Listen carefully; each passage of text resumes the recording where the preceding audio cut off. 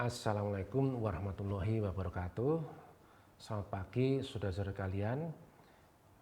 Kita bertemu dengan saya kembali, Nano Prawoto. Kali ini kita akan bahas kembali mata kuliah pengantar ekonomi makro dengan topik bahasan kebijakan ekonomi makro. Pada topik kali ini kita akan bahas yang pertama, bentuk kebijakan ekonomi makro. Yang kedua, instrumen kebijakan ekonomi dari sisi fiskal. Yang ketiga, instrumen kebijakan moneternya. Dan yang keempat adalah kebijakan ekspansif dan kebijakan kontraktif dalam perekonomian. Yang pertama dulu, saudara, pengertian kestabilan ekonomi. Seperti pada bahasan-bahasan sebelumnya, bahwa kestabilan ekonomi itu mengandung makna tiga hal. Yang pertama, tingkat penggunaan tenaga kerja itu adalah tinggi.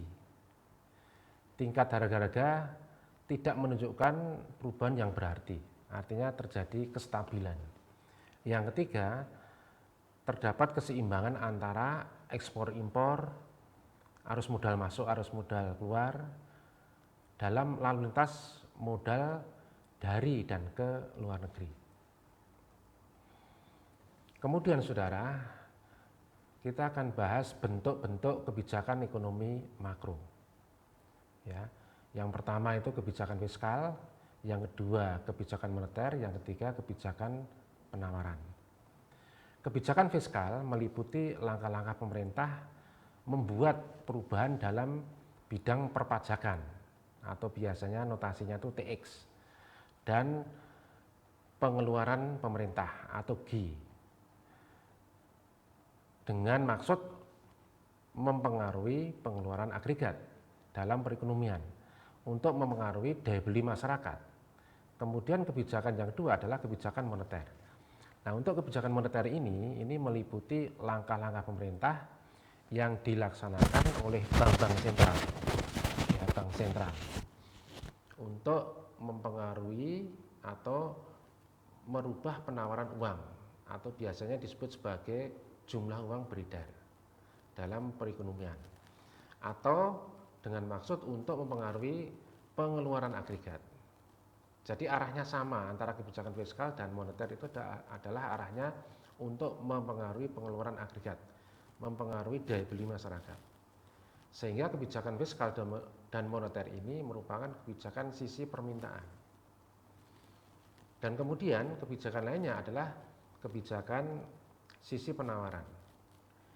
Nah, ini bertujuan untuk meningkatkan efisiensi kegiatan produksi sehingga dapat menawarkan barang dan jasa dengan harga-harga yang rendah, tetapi bagaimana mutunya tetap baik, tetap bagus. Kebijakan ini antara lain seperti kebijakan pendapatan pekerja, yaitu kebijakan pemerintah yang bertujuan untuk mengendalikan kenaikan upah, ya, yang menekankan pada peningkatan keharian kerja. Juga misalkan meningkatkan efisiensi produksi. Nah, itulah kebijakan sisi penawaran. Kemudian saudara, berkaitan dengan kebijakan ekonomi makro, ya, kita akan bahas tentang instrumen kebijakannya.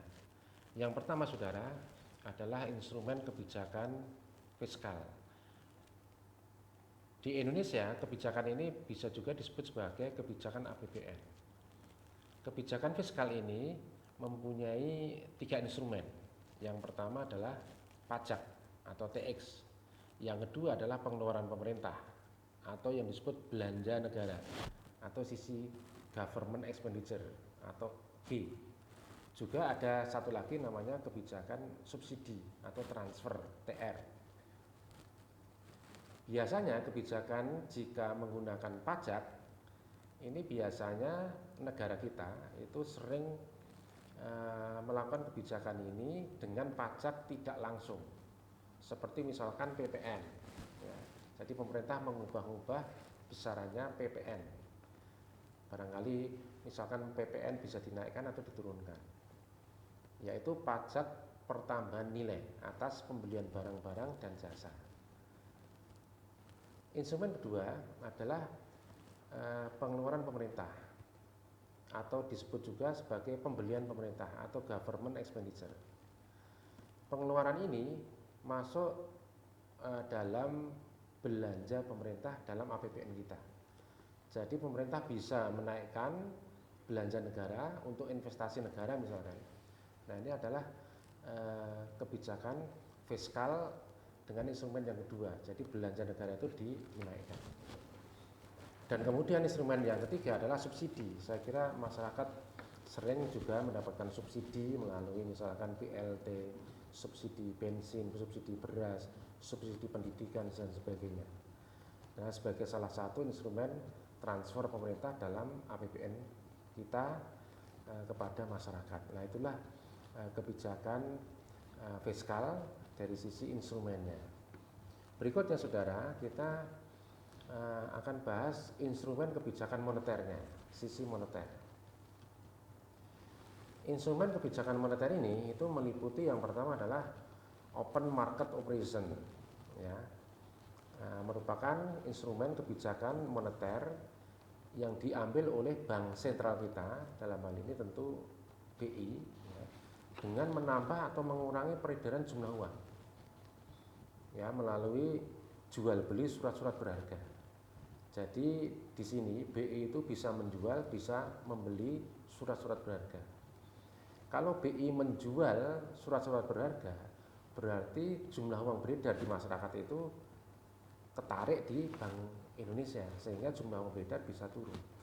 Sebaliknya apabila BI membeli surat-surat berharga, artinya BI itu mengeluarkan uang dari cadangan BI kepada masyarakat, yang akan menimbulkan jumlah uang beredar di masyarakat naik.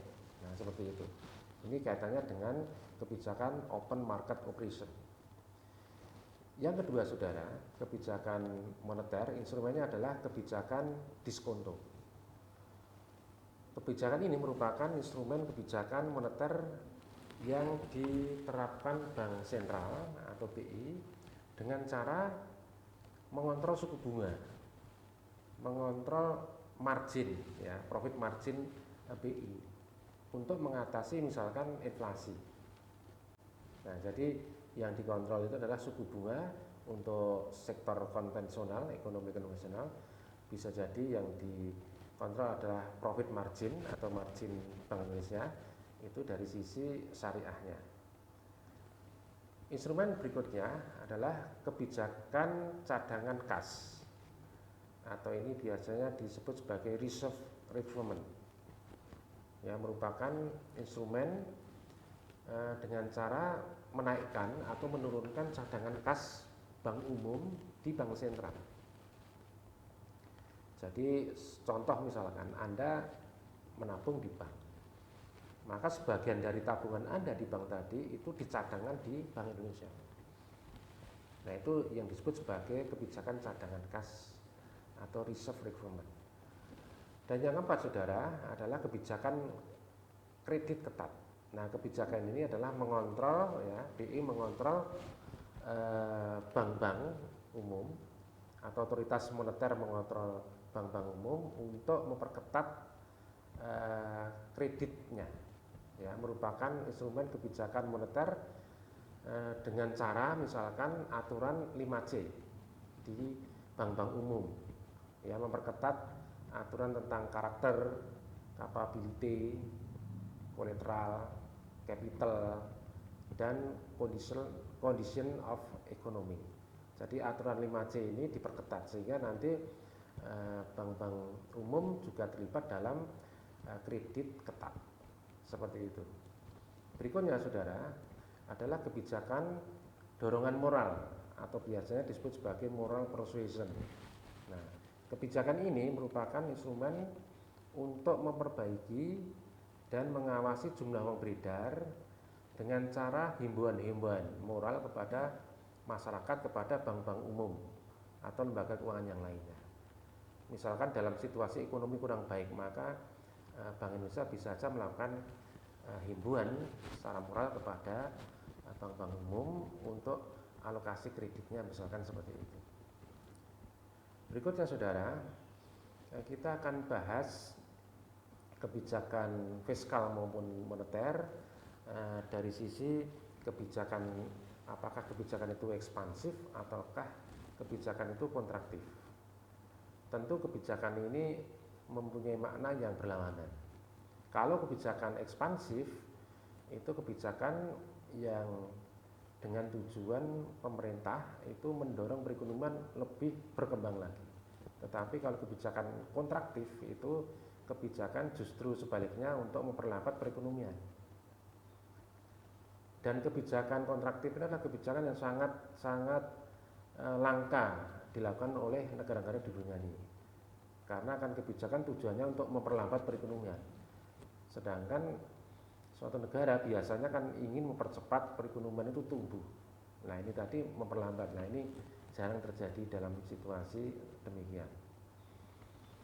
Kebijakan yang pertama adalah kebijakan fiskal dan moneter ekspansif. Ya. Kita lihat untuk kebijakan fiskal ekspansifnya dulu. Ya, kebijakan fiskal ekspansif itu dilakukan untuk mendorong perekonomian tumbuh, ekspansi. Ya. Jadi perekonomian tumbuh. Kebijakan fiskal ekspansif ini dilakukan dengan cara pemerintah menurunkan pajak. Nah, jadi kalau pajak itu diturunkan, ada kecenderungan produksi barang-barang dan jasa itu meningkat, sehingga pertumbuhan ekonomi akan meningkat, produksi barang akan meningkat. Dan juga bisa dilakukan dengan meningkatkan belanja negara. APBN didorong untuk meningkat, untuk investasi pemerintah. Ya, itu adalah kebijakan fiskal ekspansif. Yang kedua saudara adalah kebijakan moneter yang ekspansif. Ya, kebijakan moneter ekspansif ini sama tujuannya seperti kebijakan fiskal yang ekspansif tadi, biasanya untuk mendorong perekonomian untuk berkembang, untuk tumbuh, untuk meningkatkan pendapatan nasional. Nah, dari sisi kebijakan moneter ekspansif ini dilakukan dengan cara yang pertama, BI beli surat berharga di pasar uang. Jadi surat-surat berharga di pasar uang itu diborong oleh BI agar supaya uangnya itu keluar dari BI sehingga jumlah uang beredar meningkat, sehingga ekonomi akan tumbuh. Yang kedua saudara adalah BI menurunkan suku bunga atau bagi hasil ya, hutang bank. Jadi ketika suku bunga BI turun, suku bunga bank umum juga ada kecenderungan untuk turun. Nah hal ini akan investasi di masyarakat akan naik karena suku bunga turun. Akhirnya ekonomi bisa ekspansif. Yang ketiga saudara adalah dengan cara BI menurunkan cadangan minimum bank. Jadi cadangan minimum bank umum yang di BI itu diturunkan, sehingga justru sebagian besar uang di bank umum tadi kembali dialokasikan kepada masyarakat sebagai kreditnya, sehingga di situ jumlah uang beredar di masyarakat akan meningkat. Ketika jumlah uang beredar di masyarakat meningkat, daya beli masyarakat meningkat, pertumbuhan produksi terjadi, sehingga pendapatan nasional meningkat. Yang keempat saudara, ini adalah BI melonggarkan kredit bank. Nah, bagaimana bank-bank itu kreditnya bisa diperbesar. Ya. Ada himbauan, jadi untuk ekspansi bisa aja bank-bank umum itu juga terlibat dalam meningkatkan kreditnya kepada masyarakat, sehingga investasi naik, pendapatan nasional naik. Dan yang kelima saudara, yaitu BI menghimbau ekspansi bank di sektor real. Jadi bagaimana peran bank di sektor real itu lebih berperan lagi, sehingga sektor real, sektor barang dan jasa akan naik. Dan yang terakhir saudara, kita akan bahas kebijakan fiskal dan moneter kontraktif. Nah ini lawannya. Saya kira hampir sama seperti tadi, cuma berlawanan saja. Ya, untuk yang pertama kebijakan kontraktif ini dilakukan untuk menurunkan intensitas perekonomian. Ya, tujuannya untuk menurunkan intensitas perekonomian. Ketika kondisi ekonomi sedang overheating. Nah, istilah overheating ini adalah ekonomi itu panas. Ekonomi yang panas itu cenderung kalau tidak direm itu akan muncul penyakit yang namanya inflasi. Nah, oleh karena itu kebijakan fiskal kontraktif ini perlu dilakukan. Yang pertama dengan cara untuk yang fiskal adalah menaikkan pajak. Yang kedua menurunkan pengeluaran pemerintah atau government expenditure-nya itu diturunkan. Termasuk juga menurunkan subsidi kan seperti itu atau transfernya.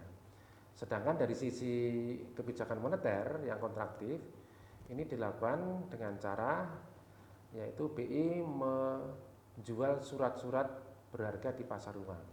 Justru menjual sehingga jumlah uang beredar di masyarakat ketarik ke bank sentral. Jumlah uang beredar turun maka perekonomian akan turun.